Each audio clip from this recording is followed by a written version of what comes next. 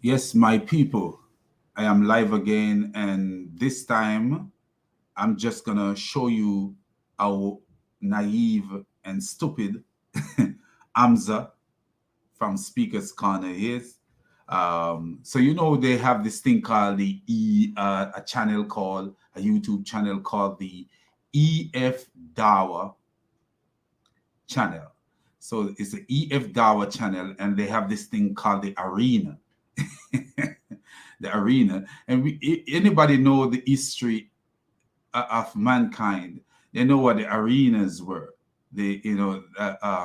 In Rome and places like that, they have arenas where they used to have gladiators, and most of the time a lot of innocent people were killed, but these idiots decide to call their YouTube channel EFDawah, but they have this thing called the arena. And we know that the arena were never good things. It was never good for slaves. It was never good for Christians. It was never good for people with any form of moral, because a lot of people who fight against these empires, the Roman Empire, were thrown into the arena with lions and thrown into the arena with men to fight to the death. This is the way they treated the slaves. So we know that the arena was never a good thing, but we are going to see where these EF Dawa donkeys have this thing called the arena, and they would invite people there, and they would act as it were, bully these people, because if they don't like what you say, they will throw you out. So the other day, this guy called Rob, I think he's known there because the way they talk to him, it seems like he is common are frequent to their channel and their dialogue.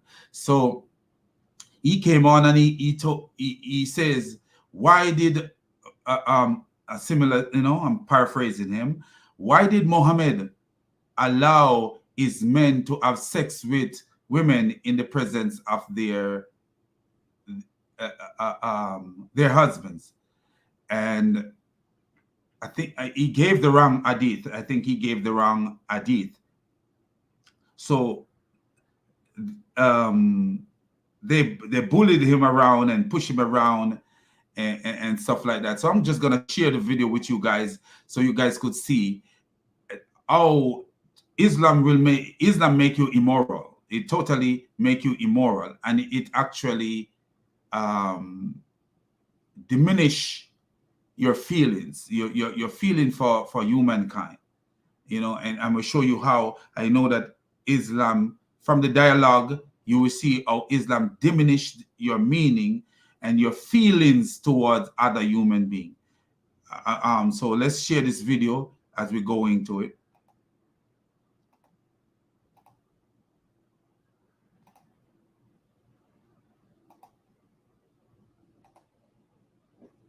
So if you look here, you will see what the name of the channel is, Hamza's Den. So he's one of the EFDawah guy. And if you look at the title here, The Arena, Challenge Islam, Defend Your Belief, episode 31. So let's put it bigger so you guys could see. The Arena, Challenge Islam. So challenge Islam. But we all know what the arena was. We know what the arena was, where many innocents have been killed in the arena.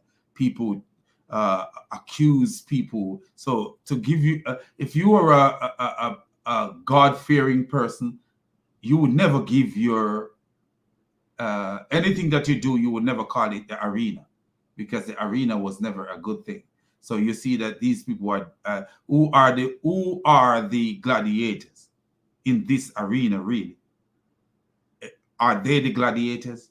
Because they are the creator of the arena, so they could never be the gladiators. Even though they will claim that they are the gladiators. But anyway, so we are going to play a clip for you guys to see how naive these guys are. We'll try to make this a short video.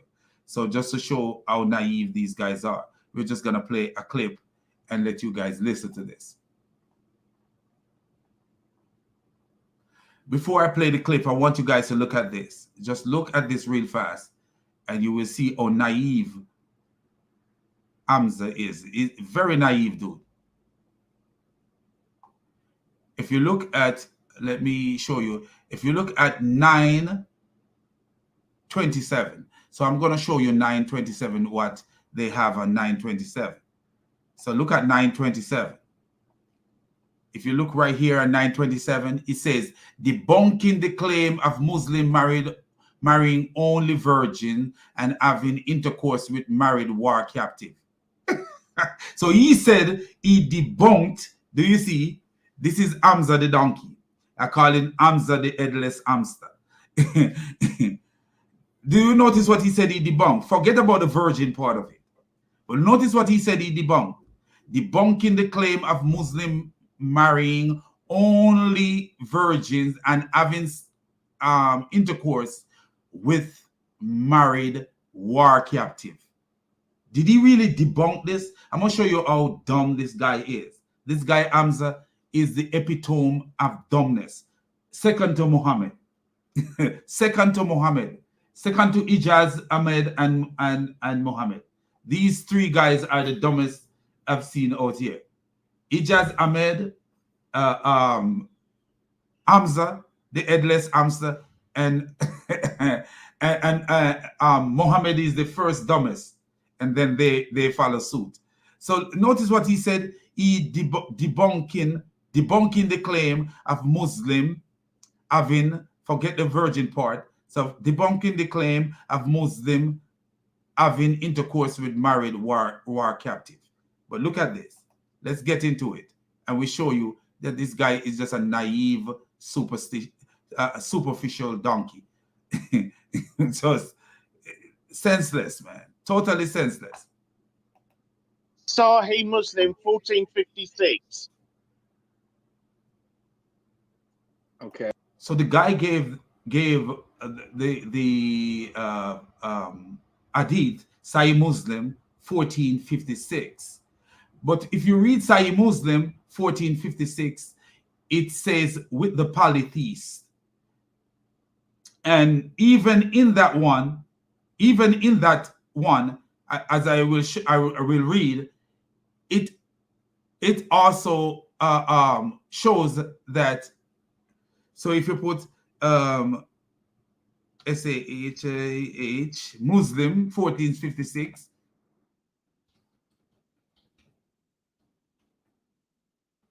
if you put even in that one, you will see that even in that one, you will see. Let me see if this is one. If I show you guys here, you will see that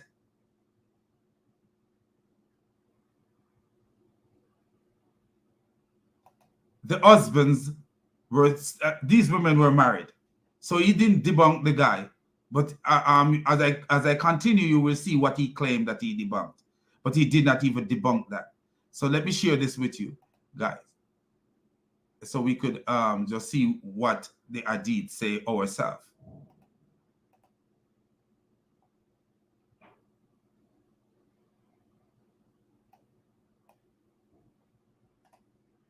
So here is the hadith. If you notice what the hadith said, let me see if you can make it bigger for you guys to see. Okay. Abu Sa'id al-Khudri, Allah pleased with her, with him. Allah pleased. But this, you see that this is sunnah.com. But he said Allah pleased with him. So that's not my problem. He said Allah pleased with him. Reported that that at the battle of Hunain, Allah's messenger sent an army to Artas and encountered the enemy and fought with them, having overcome them and taken them captive. Now, taking them captive. Notice he said taking them captive. He didn't say taking women, just women captive. He said taking them captive. The companion of Allah, may peace, I think he means to say be, but say may peace be upon him, seems to refrain from having intercourse with the captive women because of their husband, being polytheist. So where were the husbands? They take them captive. So where were the husbands? Then Allah, the Most High, sent down regarding that. And women already married, except, notice this, women already married, except those your right and possessed. That means you could have sex with women, captured women, even if they are married women. That's what he said. But he is claiming, Hamza is claiming that he debunked the guy. Notice, let's read what Hamza say again, just to show you guys what he says.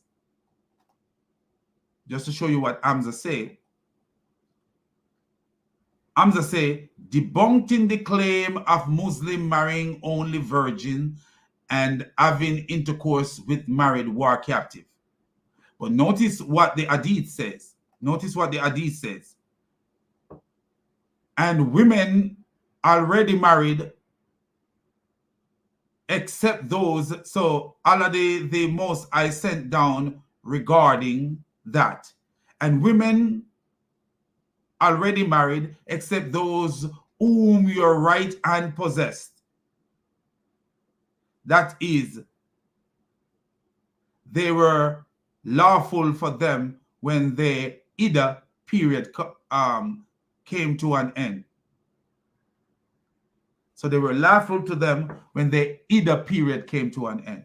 So you could have sex with them when they are proven not to be, I think it's a period that have something to do with a menstrual cycle, and if they're proven not to be pregnant. I think that's what that's all about. But the Hadith is showing you that a Muslim can capture a married woman and have sex with her.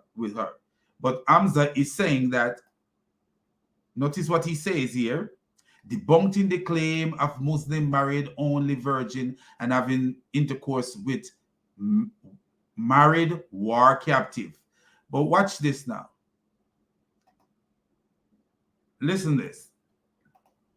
Listen how deceptive Hamza is. Are naive or ignorant. We're just going to show you how naive and ignorant this guy is. Because what else could this guy be but naive or ignorant? But he's ready to debate some Christians. But listen to this. Listen what Hamza says here. As we go on, we're going to hear what Hamza says. Okay. You want to so if you want to bring that hadith up, I can read it out, but if you've got it there in front of you, it's Sahih Muslim 1456, and their husbands were present. That's what's so disturbing and shocking.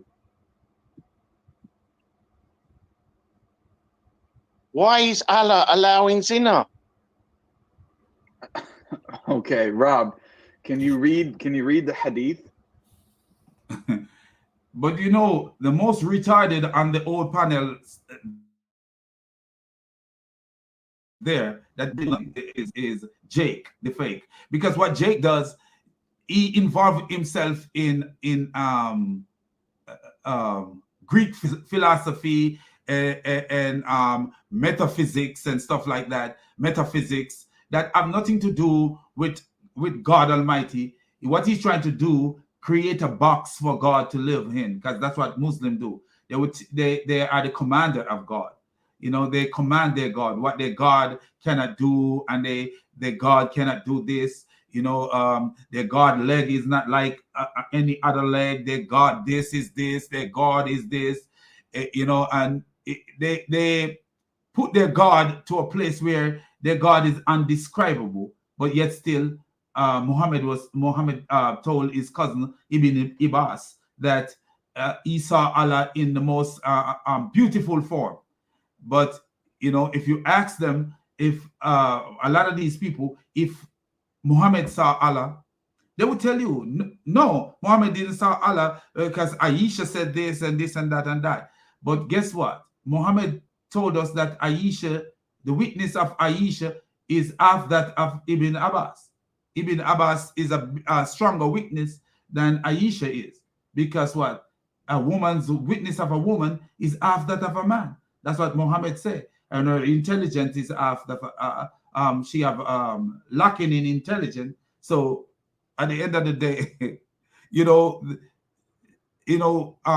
just to be on Jake, what Jake does, Jake say, okay, a person actually have a video coming up again about him.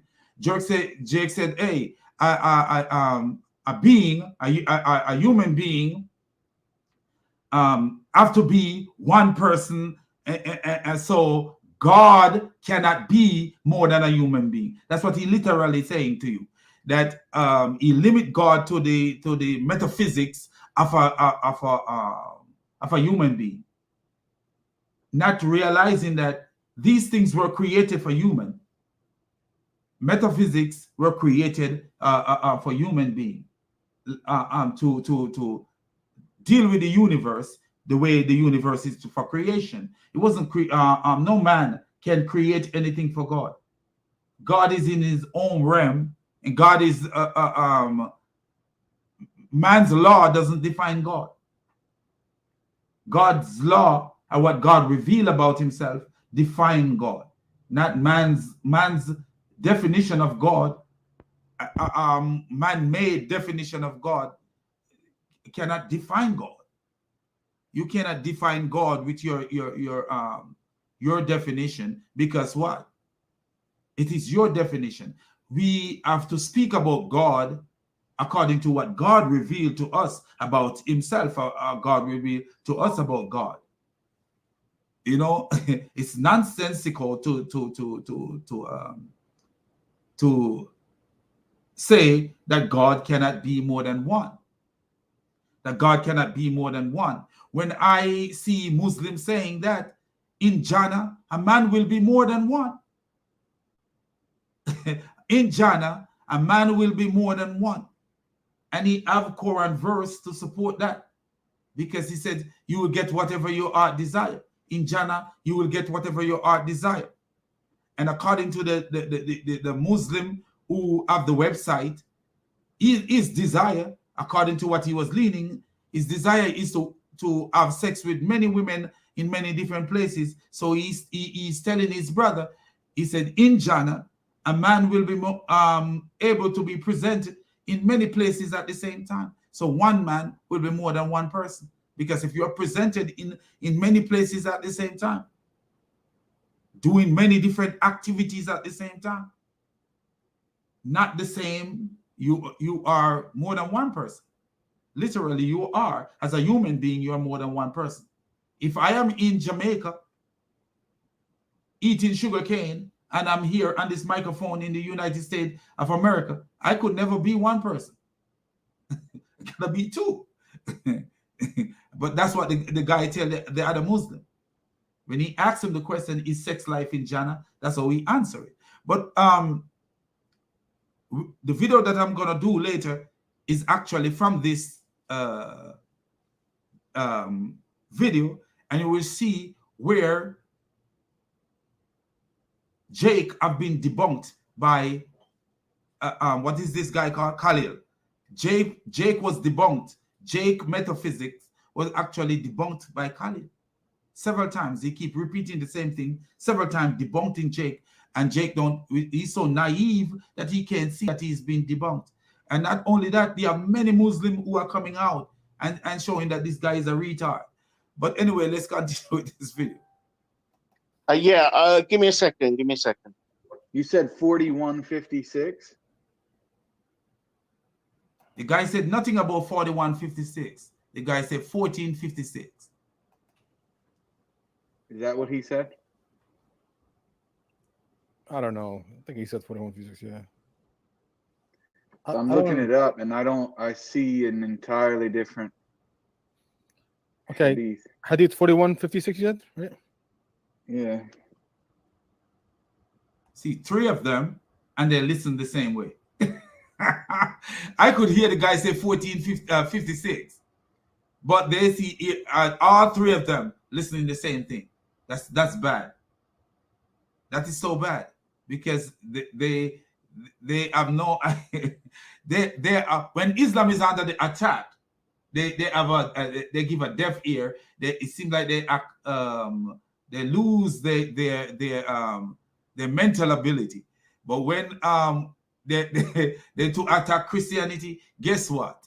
All of a sudden, even their brain is ready to say to quote out of context and do all kind of stupid stuff to make make people believe that they're logical. But when Islam is on the attack, all they become deaf.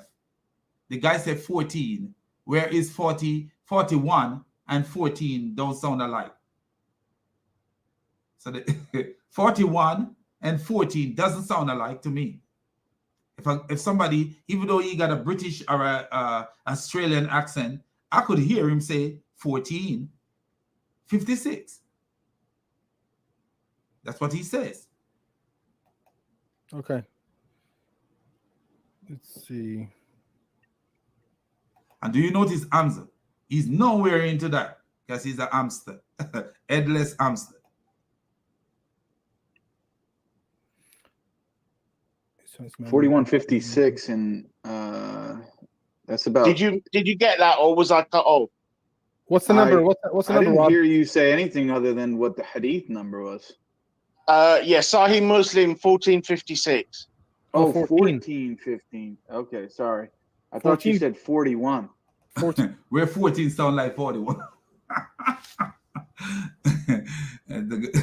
Something is wrong with this Jake, man. 1556, right? Yeah. Okay.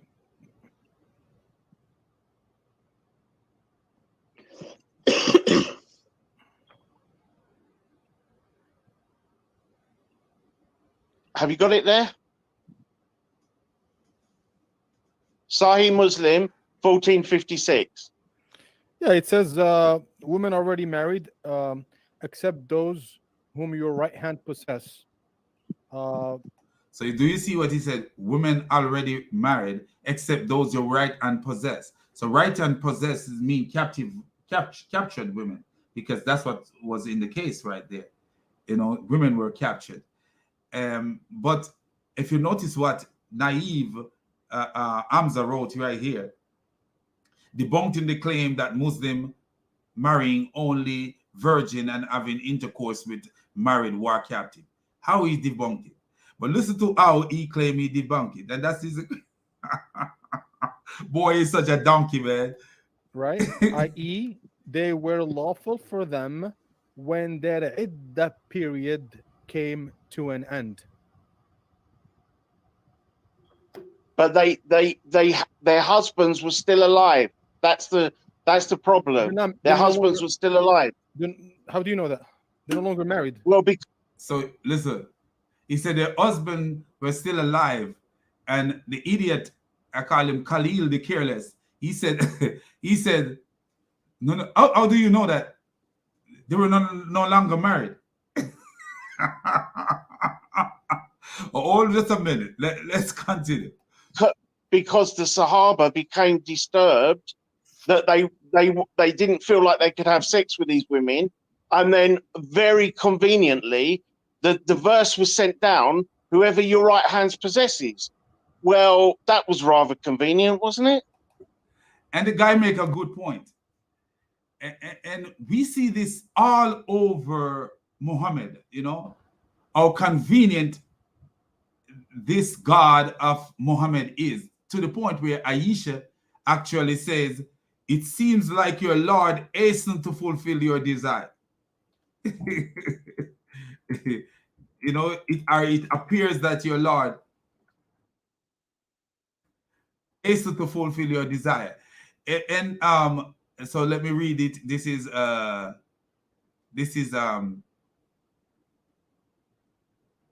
Sahih al-Bukhari 4788, book 65, hadith 310. So listen to this. I used to look down. So Aisha is saying, I used to look down upon those ladies who had given themselves to Allah's apostle. So here is these women running to him, giving themselves to him. And I used to say, can a lady give herself to a man? Because the moral standard, it seems like Aisha have revealed several times that the moral standard around Islam was better than Islam. To be real with you, you will see not only that. Remember when Aisha says she haven't seen anyone suffer as much as the believing woman. What is that telling you? That there is a better moral standard where men were treating their wife better than the Muslim were treating their wife. This is just showing you that Aisha, the baby wife, was observant and you know, and was in a position to reveal Muhammad as a donkey. You know, he said, I used to look down upon these ladies, those ladies who have given themselves to Allah's apostle, and I used to say, can a lady give herself to a man? Meaning offering yourself sexually, in a sense, offering yourself sexually. That should show how the moral was. But when Allah revealed, you, O Muhammad, can postpone the terms of whom you will of them, your wives. So this is Allah's revenge. Convenient revenge. Do you see that? The woman started look down on the women and maybe say something to Muhammad like, hey, what is going on here with you and these women? All of a sudden, here come Allah, the pimp. Allah the idiot. Allah the Muhammad alter ego. But when Allah revealed, and the poor child didn't know that there was no Allah. Allah was just Muhammad's tool of exploit. Allah was a 419. A fraud. But when Allah revealed, you, O Muhammad, can postpone the terms whom you will of them, your wives. So you can throw your wife to the curb, it seems like, and you can receive of them whom you will. Oh, wow. Aisha got scared. Hey, listen to the so crazy that Umar actually boasted that Allah agreed with him on 3 things, and it was something similar to this that Umar said Allah agreed with him on. One of what Allah agreed with Umar was something similar. let me see if I can find it and show you how Allah is a donkey, man. Straight up donkey. Straight up Muhammad. Allah was a straight up donkey like Muhammad, because Allah is Muhammad.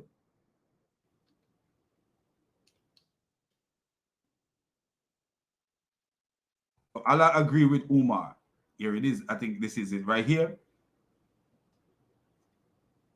Narrated Umar bin al-Khattab.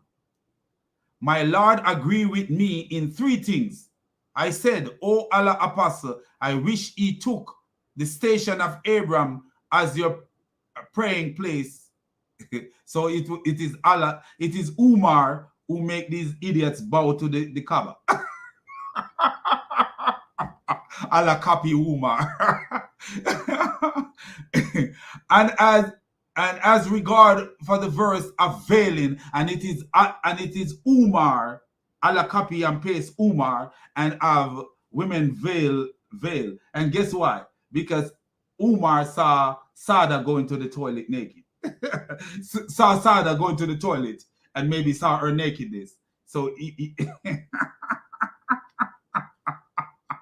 when Sada go to the toilet, he said, I saw you, Sada. I saw you. Why, instead of, trying to take distract from the woman and trying to, he hollering, I saw you, Sada. I saw you. So Sada go to the toilet. And he saw Sada going to the toilet. And he told Muhammad to veil the women. And next thing you know, Allah revealed, veil your women. Allah didn't care about women being veiled before that. And now they're killing women for because they refuse to be veiled. Like women poop outside, like Sada used to poop outside. Women don't poop outside no more. So why you worry about women being veiled no more? Then they turn the veil into something different. And this is the reason. Listen what Umar said. As regard to the verse, a veiling of the woman, I said, O Allah apostle, I wish you order your wife to be covered themselves from men, because good and bad men talk to them. But guess what? If you read the longer version of this, you will see that he saw Sada using the toilet. He saw Sada going to use the toilet, or using the toilet. And he starts shouting, Sada, I saw you. And then next thing he go to Muhammad and say, veil your wife. So the verse of veiling of women was revealed. But listen, good men and bad men talk to them. To whose wife? Muhammad's wife. Did any of Muhammad's wife got married after Muhammad? No, because Muhammad was a selfish man who believed only in himself. So he even though when he died, according to many hadith, Aisha was only 18 years old. Oh my God. He put a padlock on Aisha. A padlock. He locked down Aisha in his death. And this is the same way he locked down his God in his death. He locked down his God because he said he's the final messenger of his God. So his God will never talk again. Only hope of talking is this so-called resurrection that they believe in, that is so fake because there is no God. So the only time they might ever hear Allah's voice again, I ever get any thing from Allah again, is this, when Allah, the so-called resurrection, when Allah shall show his shin and shall put his foot over hell. He's going to use his foot, his big foot, big like some basketball player. Put that foot, plant that foot over the hole in hellfire. So Allah, the burn Allah, man. Even Allah gonna taste hellfire, man. Allah must be the devil. But see, look again what he says. Once the wife of the prophet made a united front against the prophet, and I said to them, it may be, if the prophet divorce you all, that is Lord Allah will give him instead of you wives better than you. So the verse, the same as I said, was revealed. 66 verse 5. Quran 66 verse 5, exactly like Umar said it. It was revealed, and guess what? Conveniently revealed. So that's what the guy is talking about. How things are conveniently revealed by this God. Now look at this. Look at this. So Aisha said, can a lady give herself to a man? But when Allah revealed, you, O Muhammad, can postpone the terms of whom you will of them, your wives, and you may receive any of them whom you will. And there is no blame on you if you invite one whose term you have set aside temporarily. Surah 33, verse 51. I said to the prophet, I feel your Lord hasten in fulfilling your wishes and desire. Because the Lord is Muhammad. The Lord is Muhammad and Umar. Umar is... You never see nothing like this in nowhere before. The Lord of Islam is Umar and Muhammad, and the devil that was commanding him. Did Muhammad tell you that a devil was commanding him? Did Muhammad tell you that a devil was commanding him? Yes, Muhammad told us that a devil was commanding him. let's look at this. Let's look at this. Oh, Muhammad say a devil was commanding him. Never heard that before. Where any prophet, so-called prophet, say that a devil was commanding him, man. So he must have got that from the devil that was commanding him.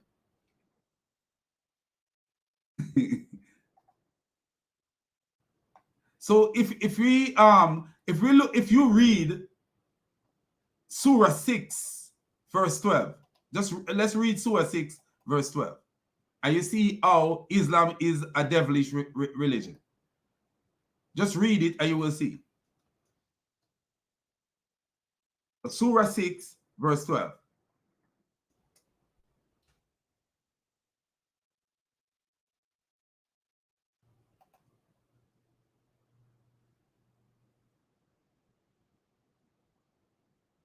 Okay, so here we have Surah 6 verse 12. I don't like those. I like the regular translation. Okay, Surah 6 verse 12. This is from whose translation is this? It's a Quran.com, but I don't see the translator. But it says, and so we have made for every prophet enemies, devilish humans and jinn. So devilish human and Satan and shaitan are devils. So devilish human and also devil, whispering to one another with eloquent words of deception. Do you see that? They're whispering eloquent words of deception. Had it not been your Lord will, they would not have done such a thing. So leave them and their deceit. So here you are. Allah have made for every prophet enemies, devilish human and jinns, whispering to one another with elegant words of deception. And do you notice, according to the Muslim, the Quran is so elegant. Elegant words, and it's actually elegant word of deception. But listen what Muhammad said. Listen what Muhammad said. We're going to show you what Muhammad said. So we see that Surah 6 verse 112 is saying that Allah appointed devils to every prophet. And these devils are involved in elegant words of deception. But listen, Muhammad. Listen what Muhammad said. How stupid Muhammad was. In Sahih Muslim 39, what does Muhammad say in Sahih Muslim 39? Let's find out. Because remember, there's a devil appointed to every prophet. And this is what Muhammad say about his devil. This is what Muhammad say about his devil.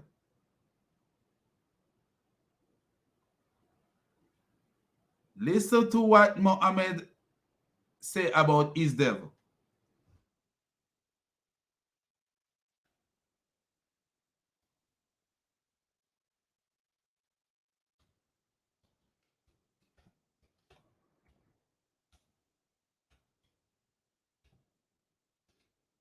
I put that Sahih Muslim 39, it didn't show up, so we are gonna find the real one.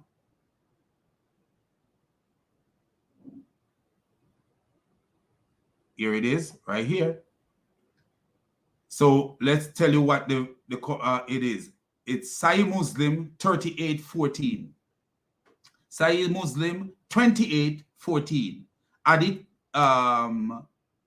62, book 52. So Muhammad said, there is amongst you with whom is not, there is none amongst you with whom there is not attached from amongst the jinn, devil. So he's saying to them, there is none amongst you that doesn't have attachment of a devil. The companion said, Allah apostle, with you too? Because they believe he's so holy, he shouldn't have no devil with him. Thereupon he said, yes, but Allah help me against him. And so I am safe from his hand, and he does not command me, but for good.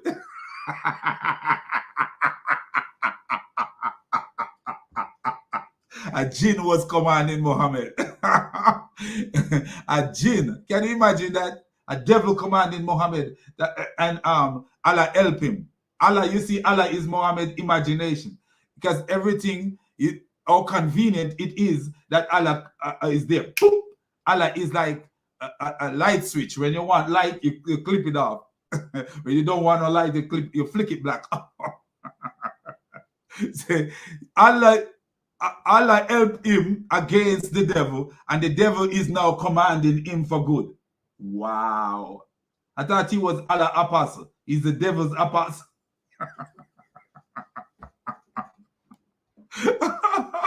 Do you see? A devil was commanding Muhammad, man. Allah help him to make a devil command him. Wow. So if he is the biggest prophet and the best prophet, he must have the head devil. Which devil? He wouldn't be fair for him to have the smallest devil, a regular devil like the one they claim would be attached to me. Muhammad was a devil guy, man. Satan sleep in your nose and all this stupid stuff. He loved the devil. Muhammad even tell them, say, when you make a bed, make sure you make one for the devil. When you make a bed in your house, make one for your wife, make one for yourself, and then you make one for your guest, and then one for the devil. One for Satan. So you see, Satan religion, man, big time Satan religion. Let's get back to the thing at hand, and we see how stupid Hamza is, man. Beautiful.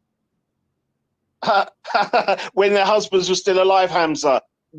Do you notice what Hamza say? Oh, it's beautiful to have sex with these women. And now when the guy says, when their husband is still alive, that's the only thing that bothers Hamza. Beautiful to capture women and have sex with them. ISIS capture women, have sex with them. Is that beautiful? Muhammad is the perfect example to follow. According to Surah 33:21, Muhammad is the perfect example to follow. So notice what Hamza said when the guy said have sex with the captive. He said beautiful, but the only thing that disturbed him is that the husbands were still present. Listen. How would your wife feel? How would your wife feel, Hamza? Where you get this? How would your wife feel? Where is? First of all, just stick to the topic. Don't worry about people's wives, okay?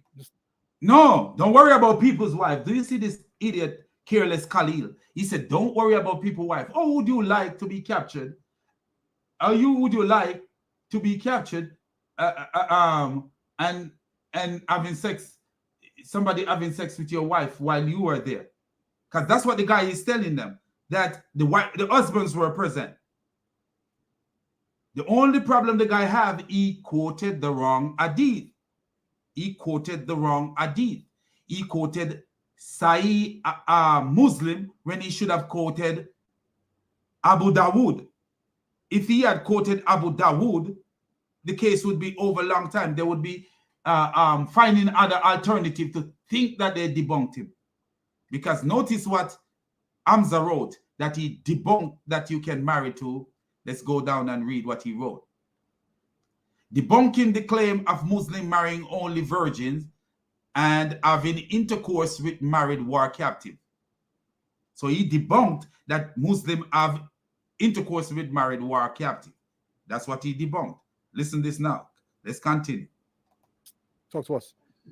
And tell us, where do you find this idea that husbands are alive and they're still married to them, and then some other man come in and marry them? Where did you find this?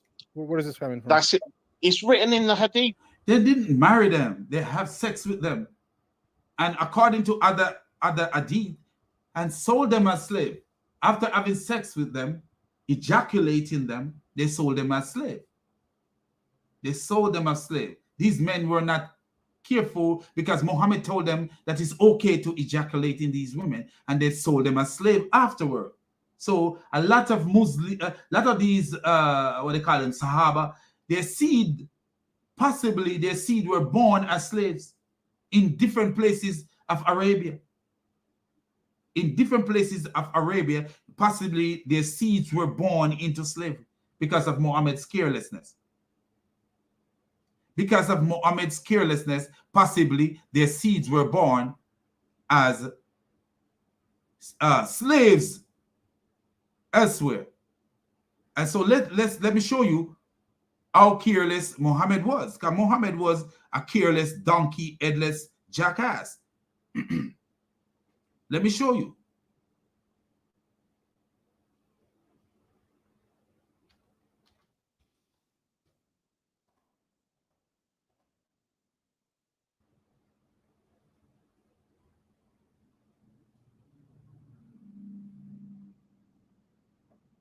According to Sahih al-Bukhari, 34, 432, O Allah Apostle, we got female captive as our share of booty, and we are interested in their prices. What is your opinion? And Quartus interrupt us. This means to withdraw your penis before ejaculation. The prophet said, do you really do that? It is better for you not to do it. No soul, that which Allah has destined to exist, but will surely come into existence. So Muhammad, because Muhammad was the God. Muhammad was the God. Where have you ever heard something like that? Somebody could tell you like, oh, you don't have to do that. A thing as ejaculating into a woman. You know, you don't have to do that because the baby won't be, she won't get pregnant. What kind of science is that? And yet still the Quran is a science book, according to some of these naive Muslims. What kind of science is that? To show you how nasty Muhammad was and a dirty bastard he was. So now let's see who is here. I think Hamza is where he this says Hamza is where he belongs. The religion that gives the right to insult, abuse, lie, thief, rape, rapist, slavery, pedophilia, etc. You're right, my friend. Oh boy. That one. Anyway, hey, so let's get back to it. Let's get back to it. So some of these women were raped, impregnated, and sold as slaves. It is possible for these things to happen because of how careless and evil Muhammad was. Khalil. حدثنا عبيد الله بن عمر بن ميسر القواريري حدثنا يزيد بن زريع حدثنا سعيد أن رسول الله صلى الله عليه وسلم يوم حنين بعث جيشا إلى أوطاس فلقوا عدوا فقاتلوهم فظهروا عليهم وأصابوا لهم سبايا فكأن نسلا من أصحاب رسول الله صلى الله عليه وسلم تحرجوا من غشيانهن من أجل أزواجهن من المشركين فأنزل الله عز وجل their husbands are mushriks, they're not Muslims. So their husbands are mushriks, they're not Muslims, so that changes something. Okay, so and these many of these people, according to Abu Bakr, in one of the hadith, Abu Bakr had to speak to Muhammad. He said, these are your people. It's like he was begging Muhammad. You know, he said, these are your people. These are your, let me read it. Let me read it because I think I have it somewhere. I'm supposed to have it somewhere here.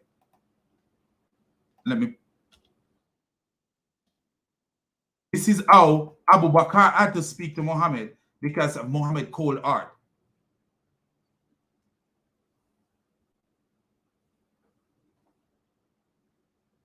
When the event of Badr was over, Allah revealed the 8th surah. Do you ever notice how convenient it is? Just like the guy is saying, when the war was over, Allah revealed surah. Always revealing something. Because what? It is about sharing up the spoil of war now. It's about, hey, let's share up what we steal from these people. So when the event of Badr was over, Allah revealed the 8th surah, the spoil of war. So the 8th surah, the spoil of war, in its entirety. The two armies met and Allah defeat the Meccans. So Allah defeat the Meccans, not Muhammad. 70 of them were killed and 70 were taken captive. Abu Bakr said, O Prophet of Allah. So Abu Bakr is speaking now. He said, O Prophet of Allah, these are your people, your family. They are your cousin, fellow clansmen, nephews. I think that you should accept ransom for them so that what we take from them will strengthen us. Money, money, money, money, money, pimping and money. Pimp and money, pimp and money. Me say nothing is funny but a pimp and a money. Pimp and a money, pimping and money. Exploitation.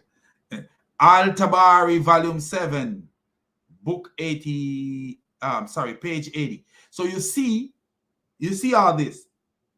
Even his cousins, even his own people, Muhammad didn't care. Exploitation. Exploitation. If Muhammad could go to his adopted wife's house, we see where Muhammad went to his adopted wife's house, you know, while the husband was away. Muhammad went to the adopted wife's house while the husband was away. And what did Muhammad do? What did Muhammad do? He go to the man's house, saw the man's wife in a compromising position, and he could not leave his mind until he write a Quran verse that take the man's wife away from him. He would not leave his mind until he wrote a Quran verse that take the man's wife away from him. He couldn't leave his mind at all. So here, listen to this. Only after some time, Zayd complained to the Prophet regarding what he had suffered with Zainab. The Prophet came to them and admonished them here, and while he talked to her, he developed likeness of her beauty, countenance, and wit. Wow. It happened as Allah decreed. It happened as Allah decreed. Wow. Isn't that convenient? Allah is a pimp, man. Allah is Muhammad's supplier. Allah is women was Muhammad's drugs, and Allah was Muhammad's supplier, man. Wow. He says the Prophet then returned and added in his thought that what Allah had will. So the Prophet returned and having his thought what Allah had will, he could not let go of the man's wife. He couldn't let go of the man's wife. He could not let go of the man's wife. Let me show you something. And this is how Muhammad is. Zabir report that Allah Messenger saw a woman, so he came to his wife Zainab, the same wife that he stole from his adopted son. As she was tanning leather and had sexual intercourse with her, he then went to his companion and said, so this woman is tanning leather in the hot Saudi Arabia. And he came and had sex with her because he saw the woman. Allah Messenger saw a woman and he came to Zainab, to his wife Zainab. He saw the woman and he could not get that woman off his mind. Can you imagine that, man? You saw a woman and the woman is so in your mind, in your head, rent-free, that you have to run home to your wife, the wife that you stole from your adopted son. And then he came back to his companion and said, the woman advances and retires in the shape of a devil. Wow. So if the woman was in the shape of a devil, Why you turn on by her? Muhammad was a mad donkey, man. So when one of you sees a woman, he should come to his wife. Wow. So if you see a woman, you should come to your wife. What a calamity. If you see a woman, you shouldn't control yourself. You should run home to your wife. Oh, bus driver, drive fast, bus driver. Why are you driving? In England, they would be like, why are you driving so slow, bloody hell? Bloody hell, driver. Why are you driving so slow? Go home. I want to go home. I just saw a woman. Hamza, wonder what Hamza do in cases like this. He said he see the woman and he should go home to his wife, for that will expel what he feels in his heart. Wow. That will expel what you feel in your heart. So what was he feeling? What was Muhammad feeling? Muhammad wanted to have sex with with the woman he saw. Can you imagine that? Oh boy, what a donkey. No wonder he covered a woman like ninja, so you can't see them.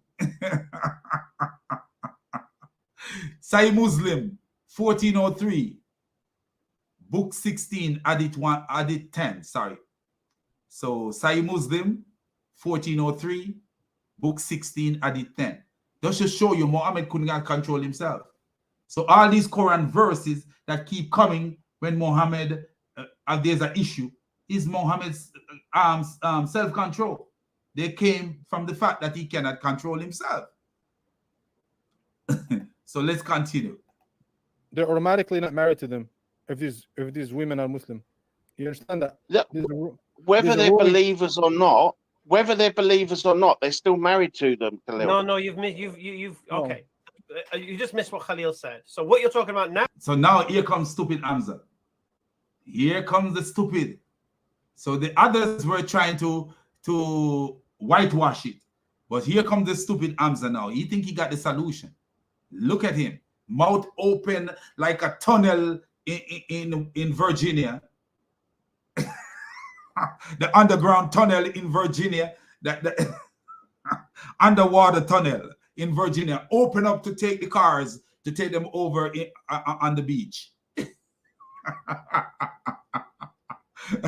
This is how his mouth is open, ready to talk stupid stuff. Now is, you see, you went from captives of war to Muslim women. You went from captive of war to Muslim women. The guy is talking about two things. He didn't say nothing about his first part of his argument was about Muslim women and virgin. You know, I don't know where he was getting that idea from. But this idea about having sex with women while their husbands are present is in the hadith. Muslim women are not captives of war, first thing. And the guy never said that. The guy never said Muslim women are captives of war. Look like you got COVID, man.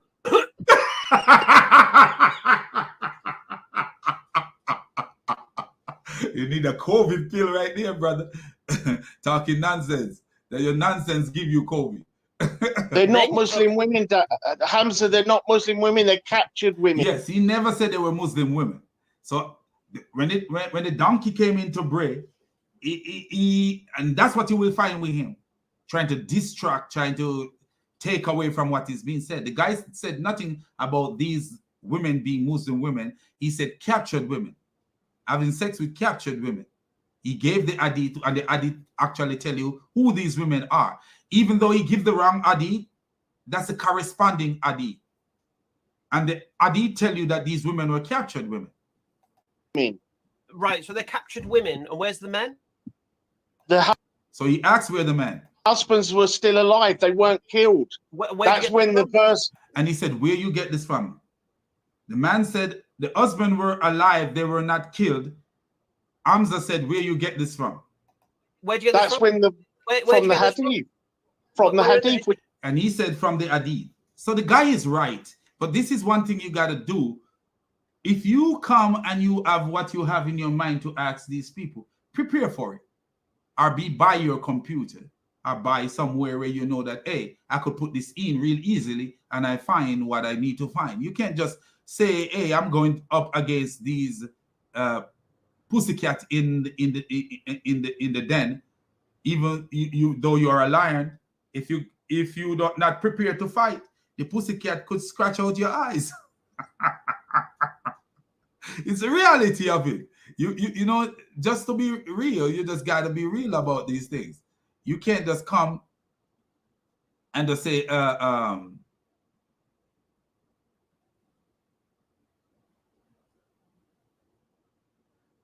just say, and thinking that, okay, you're just going to run over them if you're not prepared. So according to the guy quoted this, give this hadith, Sahih Muslim 1456, and the hadith says, having overcome them and taken them captives. So the guy know that they are captive women.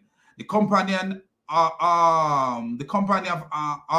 Allah's messenger, may peace be upon him, seems to refrain from having intercourse with the captive women because of their husband being polytheist. But notice this verse said, because of their husband being polytheist. But according to, not verse, notice this, hadith say that. But according to Sunan Abi Dawud, that's not the reason they didn't want to have sex with these women. Not because their husband were polytheists. That's not the reason. It clearly says. What does it say?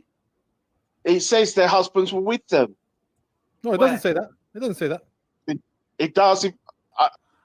That hadith don't say that, but the other hadith, corresponding hadith, says that the husband were with them.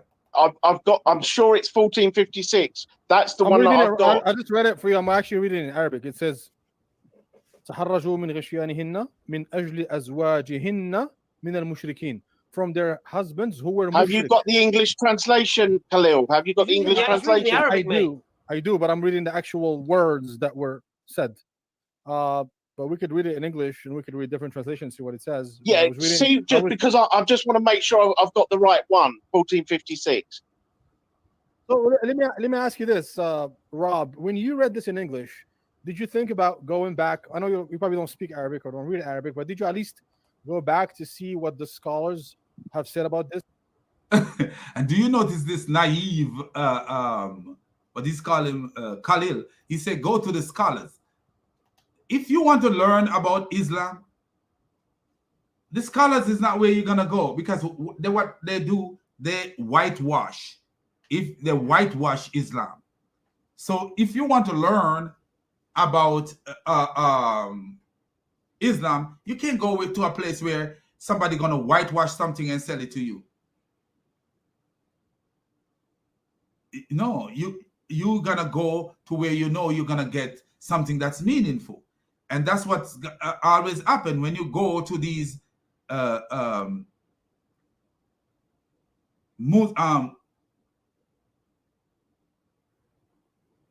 these Muslim sites. They whitewash. I was listening to a poetry the other day by a Muslim man about Muhammad, and I said, this guy is totally lost. He have no clue what some of these hadiths are saying that Muhammad did. He have no idea what Sahih hadith are saying Muhammad did, to the point where he's saying that Muhammad was the kindest to everybody, and Muhammad was this and Muhammad was that. And I'm like, this guy is naive, totally naive. But we must realize that in Islam, what we regard as kindness, what they regard as kindness, is what we see as evil. What we see as evil, because they're even according to Aisha, the standard of Islam was below a lot of the standard that was in Aisha's time. You see, we are read two different hadith that shows that Aisha was seeing Islam as something that is below standard. I tell you where Aisha says she have never seen any woman suffer as much as the believing women suffer. You know, so that shows that women were living at a higher standard than in Islam. So we can expect the same expectation from Islam as we expect from a moral person, because Islam is not a moral religion. It's not a moral religion. So let me show you another hadith from Sahih Muslim that speak about this. This is Sahih Muslim, book 8, hadith 34-33. And this is what it says. Abu Sayyid al-Khudri, Allah be pleased with him, reported that Allah apostle, may peace be upon him, sent a small army. The rest of the hadith is the same except that he said, except what your right hand possess out of them are lawful for you. And he did not mention when their either period come to an end. He did not mention when their either period come to an end. The hadith have been reported on the authority of Abu Sayyid al-Khudri. May Allah be pleased with him. Though another chain of transmitters and the word are, they took captive women on the day of Atos, who had their husband. So their husband were there. So even from this Sahih Muslim, it's saying, he quoted the wrong.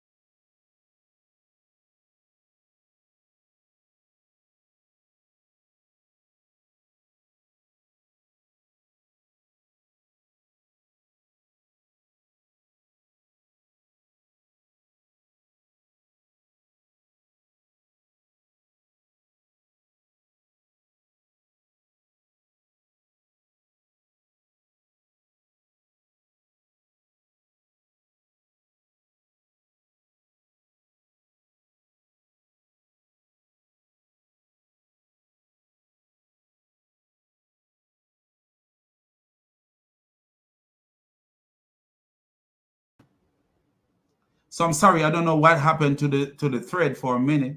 The thread went out for a minute. Let me see what some people are saying. Oh, brother, I think I am becoming your fan. Oh, brother, I think I am becoming your fan. I really appreciate your bravery. This is Jesus, my brother. It's Jesus give you that bravery, man, and you got to do what you got to do. You know, I too wanted to do something like this. These liars have to be called out. Yes, they have to be called out. You're right. And they should be called out. Khalil is a big Satan. Satan is in his nose, so he can't do better. Most of the extreme that they do is done at night. And according to the hadith, Satan sleeps in the upper part of the Muslim nose at night. So what do you think gonna happen, my friend? So he said, oh, what happened? I don't know what happened. It just went out. I have no clue what happened, but it got back. So what I was saying at the time when this went out, there is Sahih Muslim, there is a hadith from Sahih Muslim that actually says that the women have husbands. It says they took captive women on the day of Atas who had their husbands. So it is possible that these husbands were present at the time. and they were afraid to have sexual intercourse with them when this verse was revealed.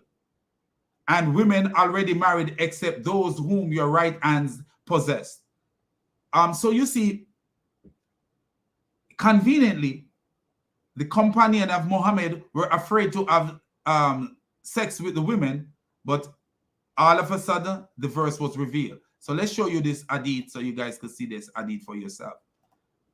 So this is from Sahih Muslim. So this is Sahih Muslim. Sahih Muslim, book 8, hadith 34, 33. So we see that there. If you read it, that's what it says. They were afraid, and it says took captive women on the day of Atas, who had husbands. And according to this, the reason they were afraid to have sex with the women is because of their husbands. So now we're gonna let Hamza continue his stupidity, just to show you how Hamza is a naive donkey. Just because I want to show that how Hamza is a nobody and a naive donkey. He said he debunked the guy, but no, his ignorance make him believe that he debunked the guy. In the original language, like, did you bother to like check what that means, or you just read a translation and you came in with what it seems like an allegation now?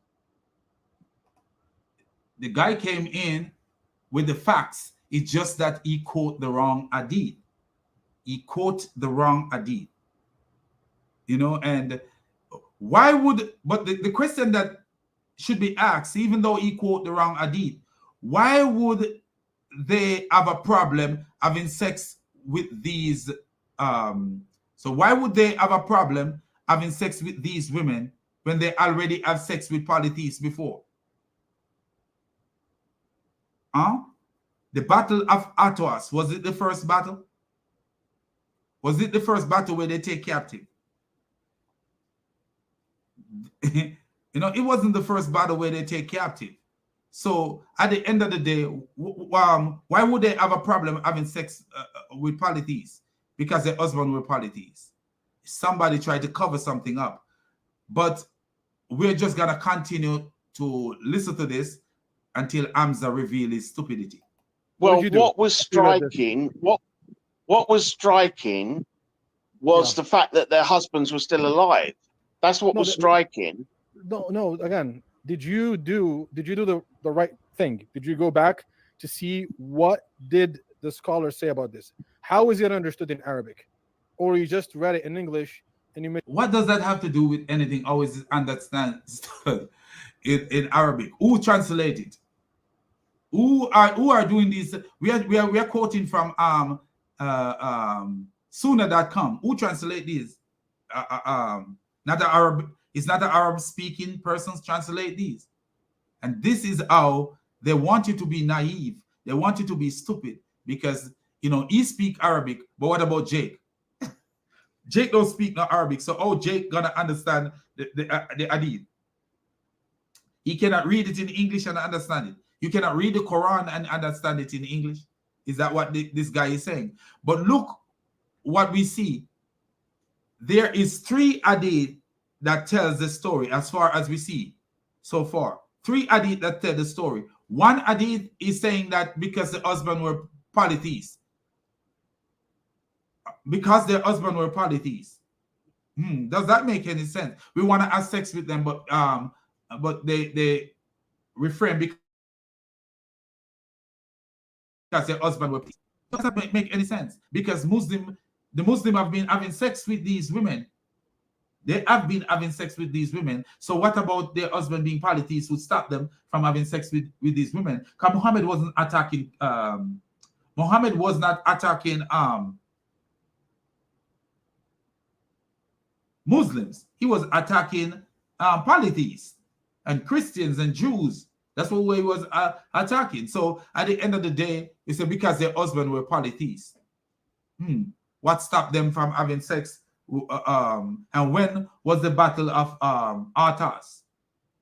What time was the battle of Arthas that you refer to have sex? So you would have sex with a woman, a polytheist woman, if her husband wasn't polytheist. If she didn't have a husband, I mean, a polytheist woman, you would have sex with her if she didn't have a husband.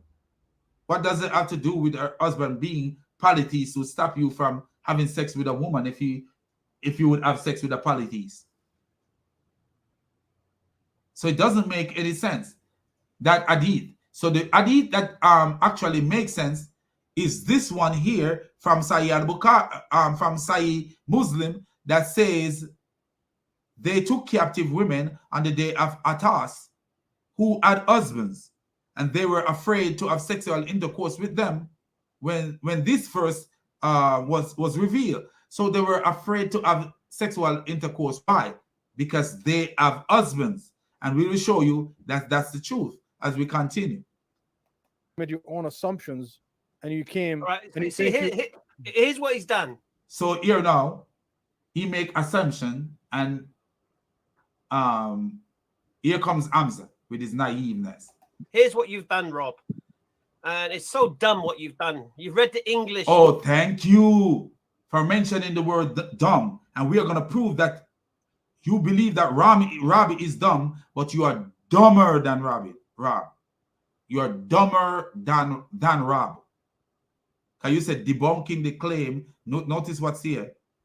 Debunking the claim that Muslims have sex with married captive. That's what he has down here. He says debunking the claim of Muslim having intercourse with married war captives. And listen to what he's gonna say. This guy do. Word polytheists and translated it to present. Do you see how stupid this guy is? He's gonna say this guy take the word polytheist and translate it to mean present. Do you see that? Do you see that? Most of the people who watch their show are Muslims. Most of the people watch their show are Muslim. Do you see how naive the guy is? That somebody took this that this guy took the word polytheist and translated to mean present. No. Yes. Look, and then he said yes. The guy said no, that's not what I do. He said yes. There's no mention of men being there. There is. If it's the correct hadith that I've got. I'll read it. I'll read it in English, and then read the whole hadith in I'll read the whole hadith in English. Then you can apologize. Then you can apologize, and then we'll see you next time. All right? 1 second. So you want the guy to apologize. When he's revealed, will he apologize to the guy? You know, this reminds me of Hutman Fibin Farouk when David Wood and Anthony Raja were talking to him, and and they quoted something. I can't remember exactly how it goes. I don't. So you know, I'm not.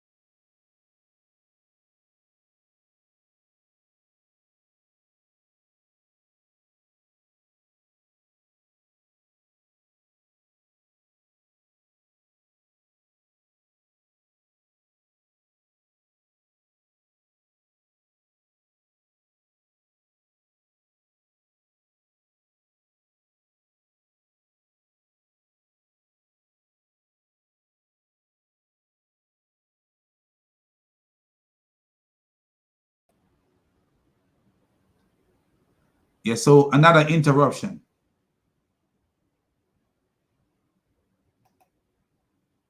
Yeah, you have to love Muslim. They are human beings. You have to love them. You know, you can't hate a Muslim. If you hate a Muslim, you are in trouble. You know, you that's not what the Messiah says. The Messiah says, love even your enemies. You know, that's what the Messiah wants you to love even your enemies. Matthew 5 verse 44. You know, that's how the Messiah wants you to love your enemies. I like the way you call Hamza donkey. He's a donkey. So let's continue to show how donkey-ish Hamza is. So here we go.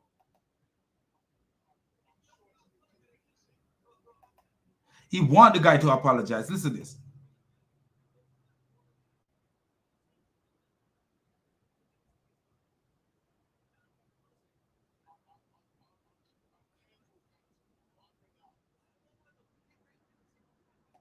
And notice he say he get wrecked every single time.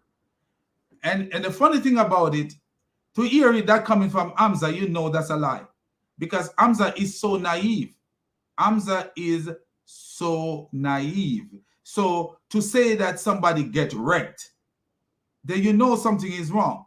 Because Hamza is a very naive person. Very, very naive person. So when you say he wrecked somebody, then you know possibly nobody got wrecked. Because Hamza is that kind of naive person.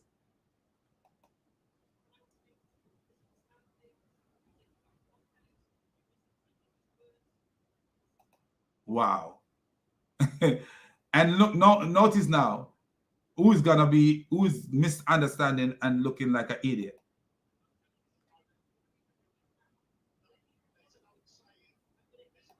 He said he's gonna read the hadith and he's gonna need an apology. What a donkey, man.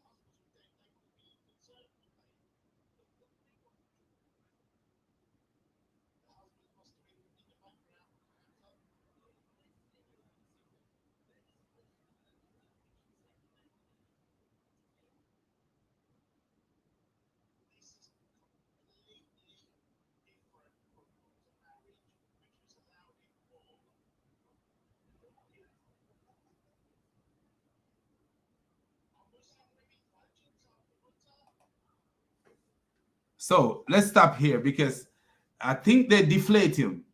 I think they deflate him to the point where he believes that he's wrong.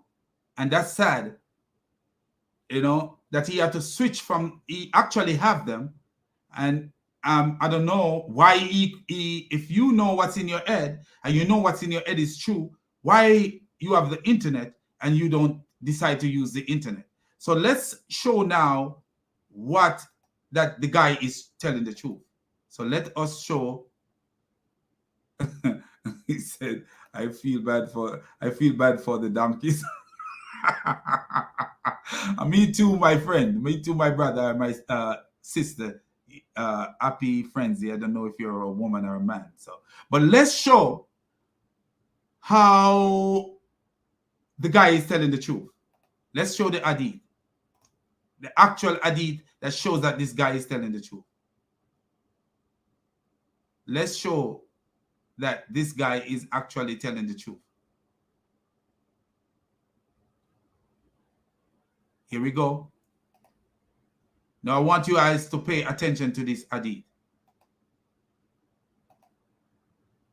Hold on a minute.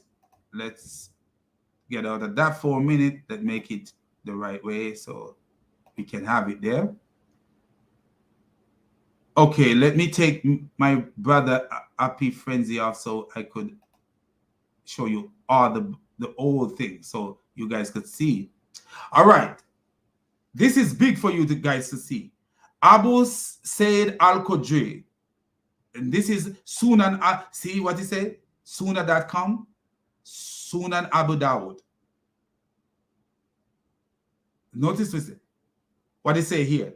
Abu Said al-Khudri said, the Apostle of Allah sent a military expedition to Artas on the occasion of the Battle of Hunain. They met their enemies and fought with them.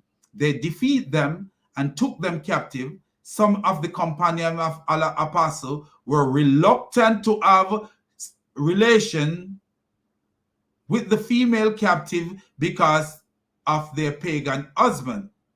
So Allah, the Exalted, sent down the Quranic verse, all married women are forbidden unto you, save the captive who your right hand possess. This is to say, they are lawful for them when they complete their atwa.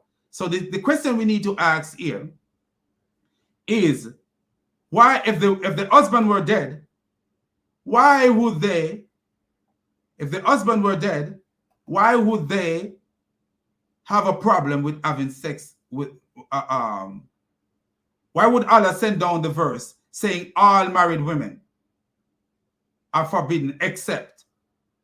This is showing that the husbands were still alive. This right here is showing that the husband were still alive. And how can we prove that the husband were still alive?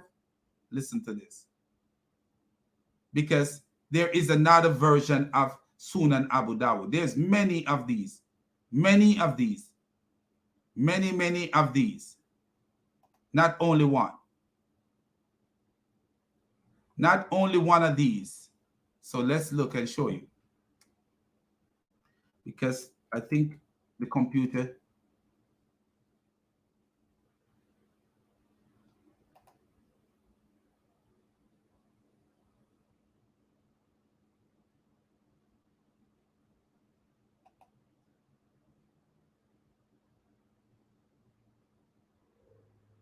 Let's look and show you, because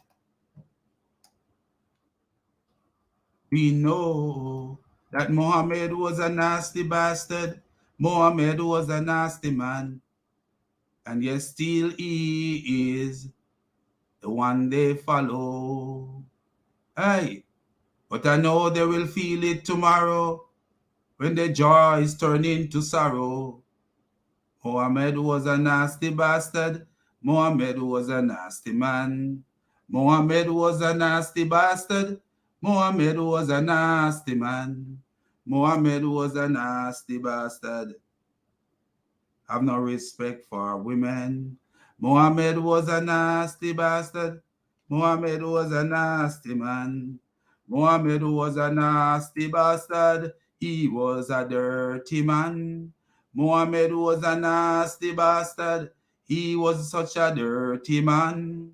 When you put up on hand in the ear and help me sing this little song. Muhammad was a nasty bastard. Muhammad was a dirty man. Muhammad was a nasty bastard. Muhammad have no respect for women. Muhammad was a nasty bastard. Muhammad was a nasty man. Muhammad was a nasty bastard. He was such a nasty man. Muhammad was a nasty bastard.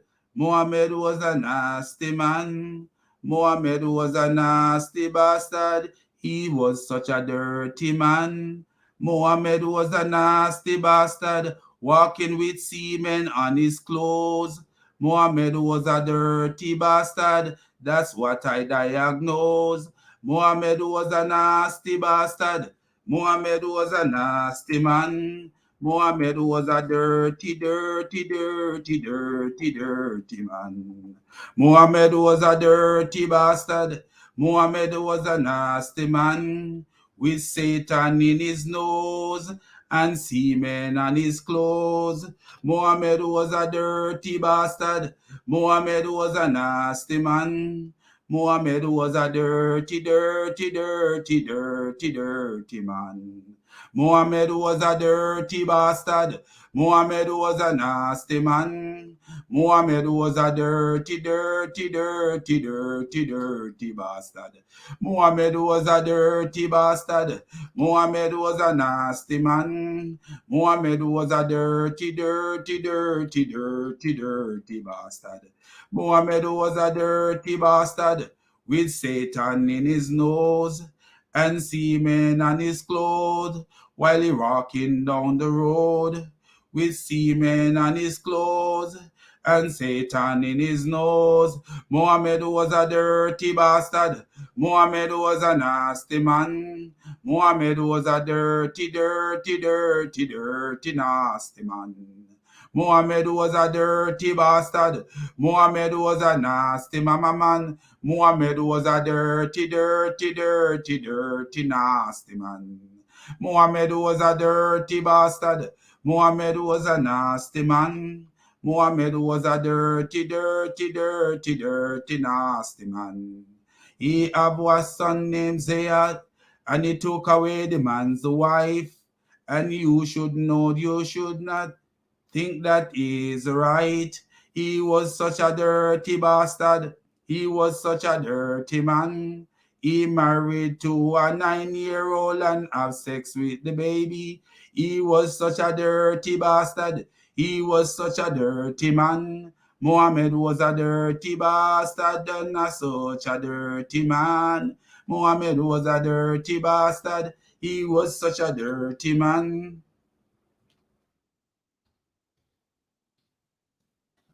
Is it? I thought I had it up, but I guess clicking. Okay, let's see. Let's see what we got here.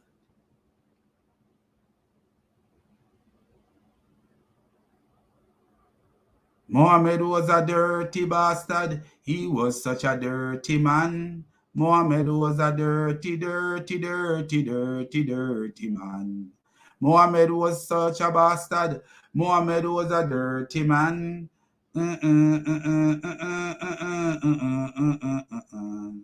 Muhammad was a dirty bastard. Muhammad was a dirty man. Muhammad was a dirty bastard. He's such a dirty man. Muhammad was a dirty bastard. He was such a dirty man. Muhammad was a dirty, dirty, dirty, dirty, dirty man. Muhammad was he was such a dirty man, walking down the road with Satan in his nose and semen on his clothes. What a dirty, dirty bastard. As a dirty, dirty man. Muhammad was a dirty, dirty, dirty bastard. Okay, here we go. Here we go. Here we go. We were trying to find it. It was difficult to find. So here we are. But we found it.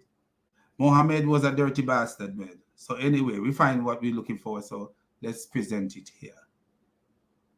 It's difficult to find because I think a lot of things have been erased from the internet by some of these Muslims, you know, and if you don't have it elsewhere, you will never have it because some of these Muslims erase it. So if we look here now, because I know I saw it somewhere before. Sunan Abu Dawud 21:50. Abu Sayyid al-Khudri said, the apostle of Allah, may peace be upon him, sent a military expedition to Atwas. On the occasion of the battle of Hunain, they met their enemies and fought them. They defeated them and took them captive. Some of the companions of apostle of Allah, may peace be upon him, were reluctant to have intercourse with the females. See, this one you will never find, man. I tried to find it elsewhere. I found it 2 places. Reluctant to have intercourse with the female captive in the presence of their husband who were unbelievers. In the presence of their husband who were unbelievers. So the husbands were present. So Allah the Exalted sent down the Quranic verse. All married women are forbidden unto you save those captives whom your right hand possess. This is to say, they are lawful for them when they complete the waiting period. So do you see that? Do you see that?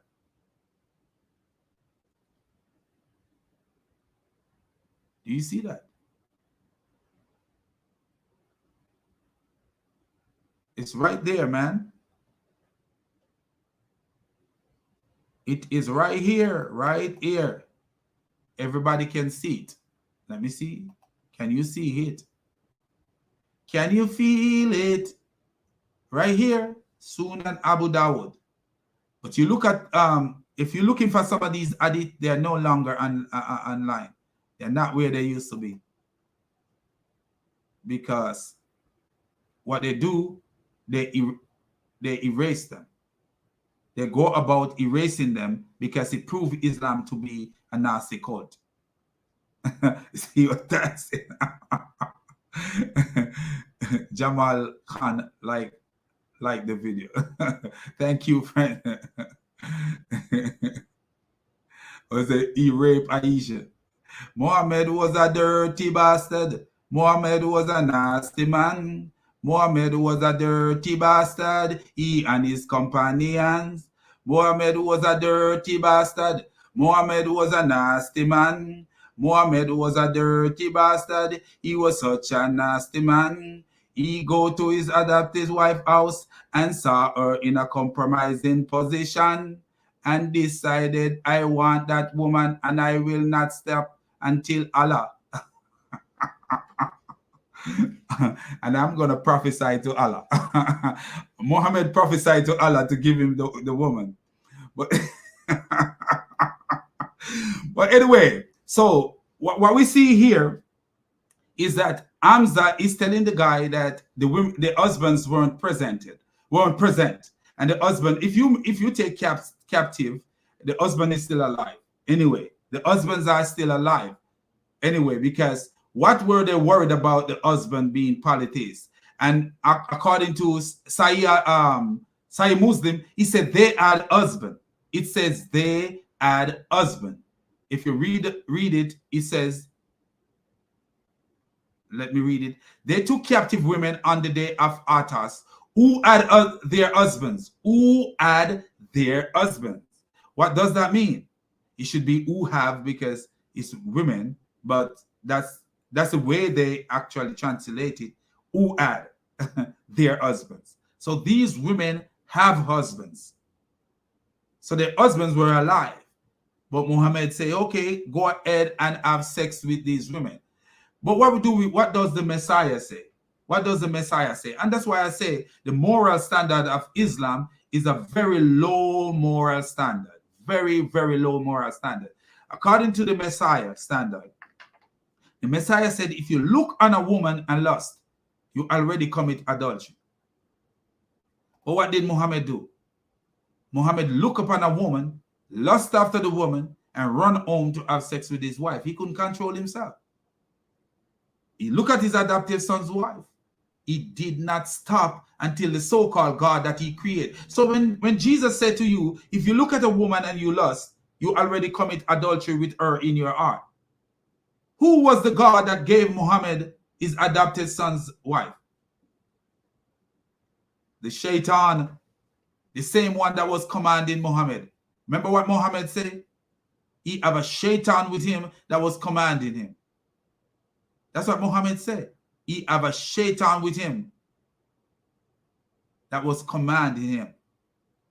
Sahih Muslim 14:28. 28:14. I think it's 28:14. Sahih Muslim 28:14. Here it is right here. There is none amongst you with whom is not attached from amongst the jinn, the devil. The companion said, Allah messenger, with you too? Thereupon he said, yes, but Allah helped me against him, and so I am safe from his hand. So Muhammad is safe from the devil. And he does not command me but for good. He's safe from the devil, but the devil is commanding him. Wow. Do you remember that? You remember that guy that used to say, wow? I can't remember what his name is. I wish I have him. I just chip that in right now. Muhammad was a madman, man. Totally madman. So what do we give Muhammad as a present for his madness?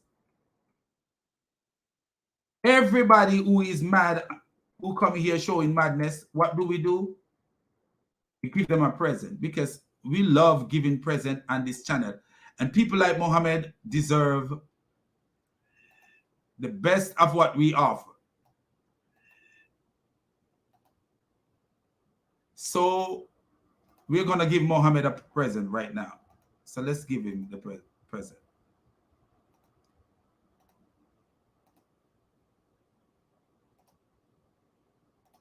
Here is the present to Muhammad.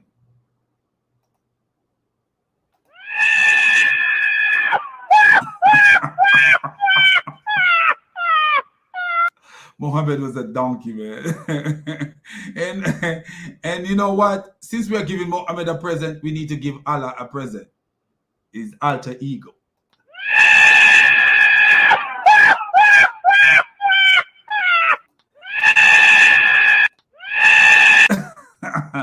And since we are giving Allah a present, who need a present? Hamza, the headless hamster.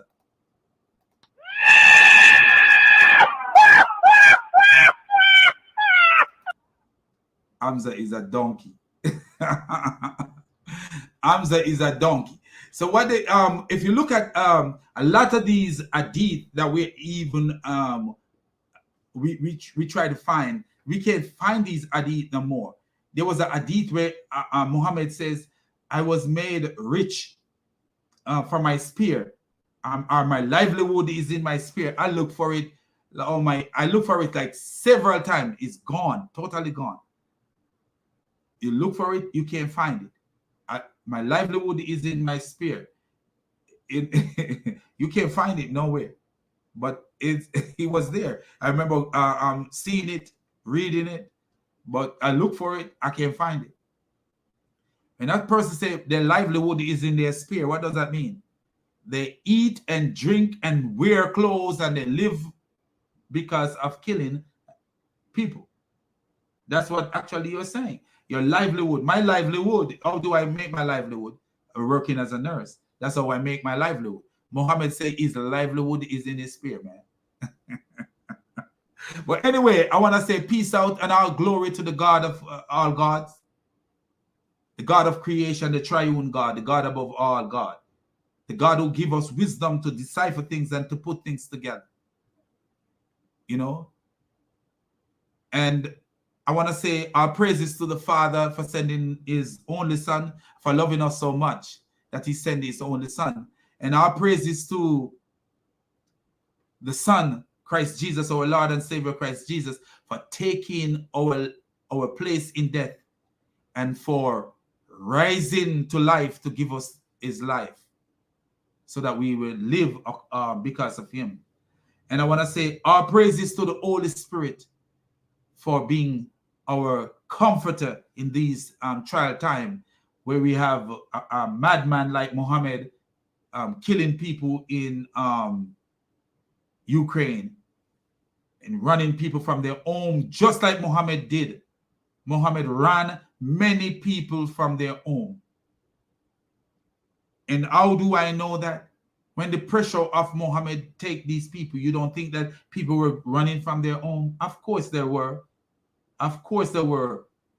People were had to poison him to death. Muhammad said he wished to exile all the Jews and the Christians from the Arabian Peninsula, and it was fulfilled by Umar. I think it was Umar who later fulfilled that. But the logical thinking is to think that there were people running from where Muhammad lived because of Muhammad. If Muhammad was doing these people all the things that they're doing, don't tell me that there were no one running from Muhammad. Don't tell me that people were just sitting back and just believing that, oh, this is life. People were running from Muhammad. All praises to the God of wisdom, All praises to the triune God who give us wisdom to decipher and to put things together so that it makes sense. I actually have a video coming up where I am talking about Jake, the metaphysician. And this is a video that shows that even on the very panel that he was on, they were revealing how stupid he was. On the very panel that he's on, but he's too naive to even see that. You know, Jake have this thing where he talk about metaphysics. And we know that as a human being, anyone, you and I, we are one person. I am one person, you are one person. We are a person apart. And no human being can be two persons at the same time. Because who are we? We are limited. We are human being and we are created beings. But does that same limitation apply to God? And can man make any law that subject God to the limitations of humanity? No. So why is it that you take a man-made law like metaphysics and apply it to God? Why would you take metaphysics and apply metaphysics to God? Because in metaphysics, can I stay here in the United States and listen to what's going on in Jamaica without a megaphone, without sorry, I said megaphone, without a cell phone or some form of communication? No, some device of communication. No, I cannot see without a device of I cannot see what's going on at the bottom of the ocean, but God can. So God is not restrained by the same laws that we are restrained by. God is not restrained at all. The prophet Job says, can you probe the limits of the Almighty? You cannot probe the limits of the Almighty, but this idiot have this thing that he, take up this philosophy of pagan philosophy of Greek philosophy and decided, I'm going to apply that to God. Why would you want to apply anything that man made to God? If man made a law, how is that law restrict God? And it's so silly. These Muslims are so silly that they don't even see that the law that God gave to man don't even put a restriction on God. The law that God gave to man, because God did not want sacrifice from any man. God did not want man to sacrifice their children to him. God did not want man to do this, but God sacrificed his son to himself. He sacrificed his son to fulfill the law. He sacrificed his son to fulfill his law. Why? Because what? He is not limited to the law that he gave to man. He said, you shall not, thou shalt not, thou shalt not. He didn't say, I and you shall not. God did not say, give a law that said, I and you shall not. He said, thou shalt not kill. That doesn't mean that God cannot kill, because the law that he gave to man is not what the word should I use? It doesn't apply to him. That's the word. Does not apply to him. The law he gave to man does not apply to him. If God said, love your enemy, God don't have to love he doesn't have to love my enemy. He said, you love your enemy. Does he have to love my enemy and do good for my enemy? Even though he does do good to my enemy and he does love my enemy, but does he have to apply the same love that I apply to my enemy? No, he don't. Because at the end of the day, he's the one with the judgment. And he judged my enemy and he judged his own enemy, because my enemy should be God's enemy. I shouldn't have an enemy that is not God's enemy. Christians and Christians should never be enemies. But I see a lot of these things happening where Christians are out here debating other Christians. Instead of going and having dialogue with Christians in forums and break down things and let Christians understand things, they're out here calling Christian name and calling out Christians and on the platform. Like for me, I don't see a Unitarian as a Christian, so I will call them out. Why I don't see a Unitarian as a Christian? They don't apply the Bible to what they say, what they teach. You know, and it's silly. They don't apply the Bible. The Bible tells you that Christ exists with the Father before the world was created. John 17 verse 3. You look into the book of Colossians, he exists before all things. He was before all things. And through him all things. And all things are for him. And he sustained all things with his word. How could a creature sustain all things with his word? How can a creature sustain all things with his word? You believe God give a creature the power to sustain all things with his word? He was before all things, and all things came into being before by him. Not you ask the Jehovah Witness a question like, oh, where was Jesus when he created all things? Before all things were created, where was Jesus? Because he's a creature, so he must occupy space, and he must occupy time. So where was he? According to the Jehovah Witness, Jehovah created Michael, the archangel, and then Michael created all other things. But where was Michael living? Where was he existing before all things were created? Since he's a creature, and the only thing that exists is God. Where was he existing? In God? If he's existing in God, he's God.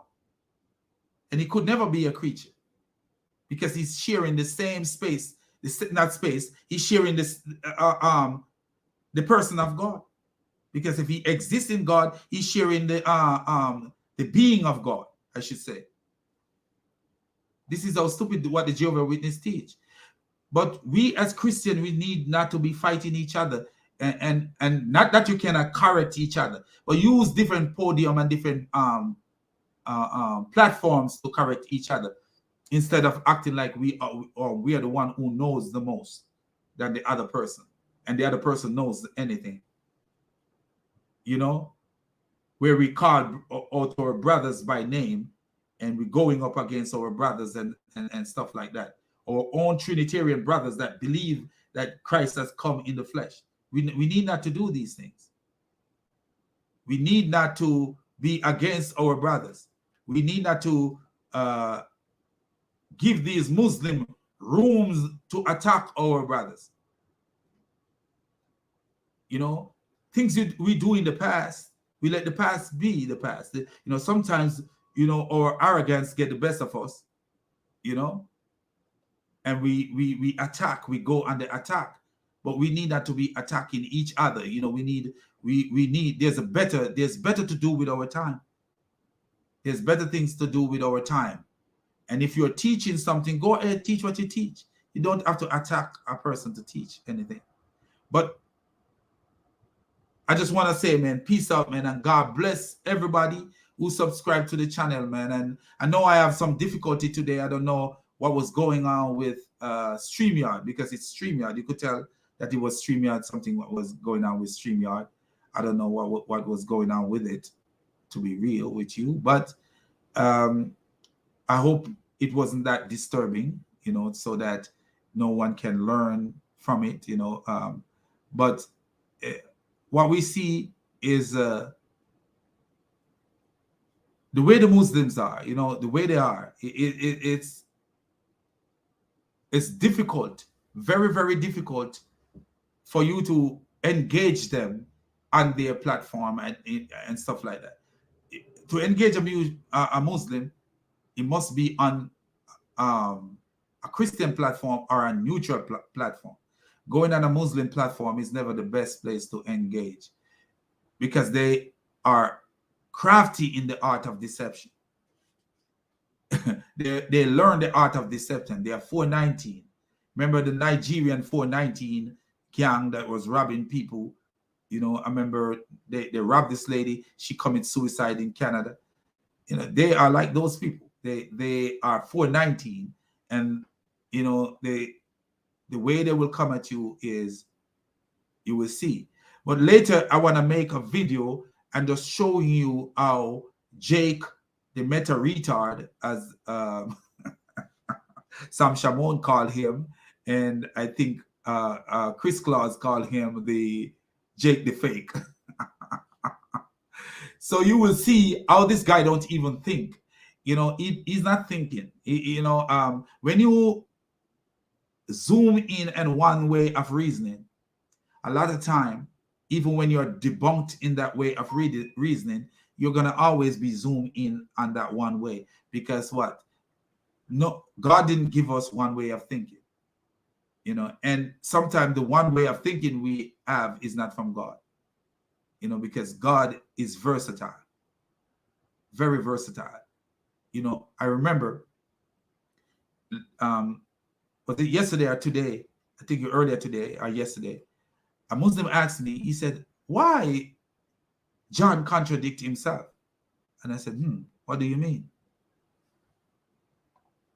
Yes, subscribe, like, share. Thank you, my brother or my sister. I don't know if you're a brother or a sister. But the Muslim asked me, he says, why John contradict himself in the book of John? And I said, well, where's the contradiction? And he says, John says, Jesus said, when you see me, you see the Father. But yet still, John is saying that no one has seen God. And I said, you have to think about things before you speak. So I used the name John, and I said, if there are more than one John in the world, and I said, no one have seen John, which John am I talking about? I don't even know if he answered. I haven't checked to see if he answered back yet. So no one have seen God. That's what the Bible says. No one have seen God. But it didn't stop there. If you look at the verse, what it says is John 1:18. And to show you how the Muslim doesn't think. He doesn't think. He said, no one have ever seen God, but the one and only Son. This verse says, who himself is God. This is the New World Translation. Because sometimes if you give other than, let's go to another translation, because let's do the Net Bible and see what it says. Let's see what the Net Bible says. So we get, no one have ever seen God, the only one,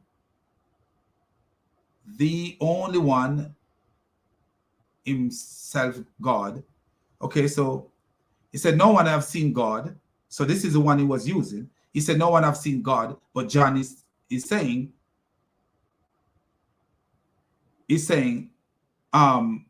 when you see me, you see the Father. That's a contradiction. And I said to him, I said, no, it's not a contradiction. If there are more than one John in the world, and I said, no one have seen John, am I lying? Am I contradicting myself if you saw John? It depends on which John are we talking about. And that's why we know this is a Trinity verse. This is actually a verse proving that the Trinity. Because we know that Moses saw the back of God. We know that Moses saw the back of God. So if John is saying no one has seen God, which God is John talking about? That's all we need to ask it, because since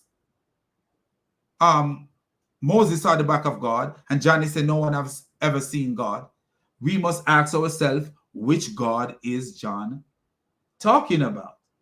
And how do we know which God John is talking about? We go to the beginning of John, the beginning of the prologue. In the beginning was the Word, and the Word was with God, and the Word was God. So God was with God. Simple, right there. God was with God. So when he said, no one have seen God, how do we know which of the person of God is this talking about? How do we know? We look at the corresponding verses. And this is the beautiful thing about the internet, is that you could copy John 1 verse 1, and guess what you do? If you don't know the corresponding verse, guess what you do? You put the word "up" beside it.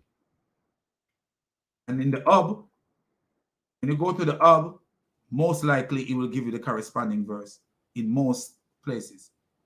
So if you look at the corresponding verse, then I will make my hand away and you will see my back. That's Exodus 33 verse 23. So you see that somebody have seen God. But which God, which person of God was it that Moses was seeing? The same verse tell you, John 1 verse 18 tell you who Moses was seeing. But the one and only Son, who is himself God and is closest in relationship with the Father, has made him known. So who they haven't seen? The Father is the God they haven't seen. And who has made him known? The Son.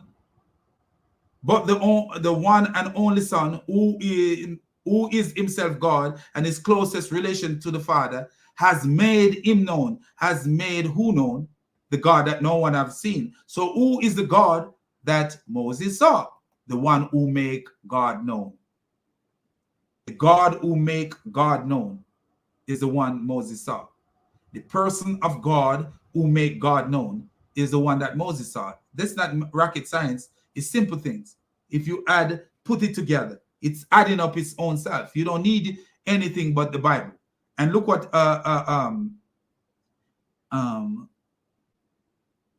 I think there's a verse that actually even say more. Let me see if I can find it. The verse that say more. That's one thing I need to do. I need to start memorizing the verses, because it's good to memorize the verses. But if you look at the dialogue that Jesus have with the people, you could tell that Jesus was telling you who he is, but he was not directly telling you, because he wants you to think about who he is. When Jesus says, I came down from heaven, where have you ever heard a prophet telling anybody that they came down from heaven? John 6 verse 38, Jesus said, I came down from heaven. Where have you ever heard any prophet telling people that they came down from heaven? What about John 8 verse 58? Before Abraham was, I am. Forget about the I am for a minute and just look into what Jesus was saying. Before Abraham exists, I exist, in a sense. Before Abraham exists, I exist. How can Jesus being existent before Abraham? The Muslim will say, oh, God knew him. Go to Jeremiah and say, God knew him before he was born. Did God knew Jesus before he knew Abraham in that context? That would make God limited. That means God have knowledge of Jesus' birth, Jesus before he was born, and didn't have knowledge of Abraham before he was born. So that made no sense. Jesus was actually telling you that he exists before Abraham. That's what he actually telling you. And go to John 6 verse 62 and see what happened. He tell them, he said, what if you see the Son of Man going back to where he was before? And where did he go back to? Even in the stupid Quran, where did the fake Isa go back to? The fake Jesus go back to?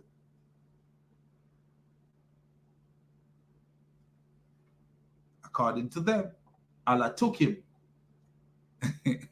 Allah took him But I don't know how Allah can take anyone when Allah is a figment of Muhammad's imagination. I don't know.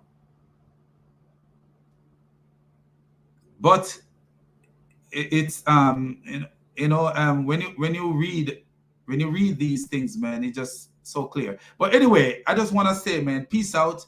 We keep going and we keep going. We could go all night long, all day long. You know, it's 11:20 a.m. here. I am a nurse. I got home from work and I wanted to make a video.